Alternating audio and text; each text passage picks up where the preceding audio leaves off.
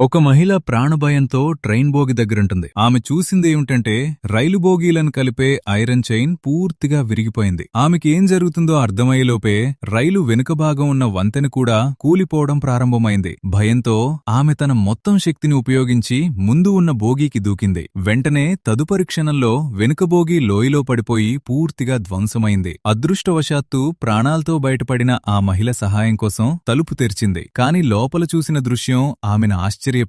అక్కడ రైలు బోగీ కాకుండా ఒక అద్భుతమైన 5 స్టార్ రూమ్ లా కనిపించింది. అందులో ఒక యువతి పైకప్పును రిపేర్ చేస్తుంది. ఇంకా ఆశ్చర్యకరమైన విషయం ఏమిటంటే ఆ మహిళ లోపలి వచ్చినా కూడా ఆ అమ్మాయికి ఎలాంటి ఆశ్చర్యం కలగలేదు. ఆమె కూల్గా వచ్చి ఆమెను కలిసి భోజనం చేయమని ఆహ్వానించింది. నువ్వు తినవా అని తన పేరుతో పిలిచింది. ఇది విన్న ఆమె మరింత టెన్షన్ పడింది. ఆ యువతి తన పేరు ఎలా తెలుసుకుందో ఆమెకు అర్థం కాలేదు. కాని ఆ యువతిని ఎక్కడో చూసినట్లు అనిపించింది. అప్పుడే ఆమె నిద్రలో నుండి లేచి అరుస్తుంది. వాళ్ళ నానమ్మ వెంటనే తన దగ్గరకు వచ్చి ధైర్యం ఇస్తుంది. ఇదంతా బయట నుండి ఒక మంత్రగత్తె గమనిస్తూనే ఉంటుంది.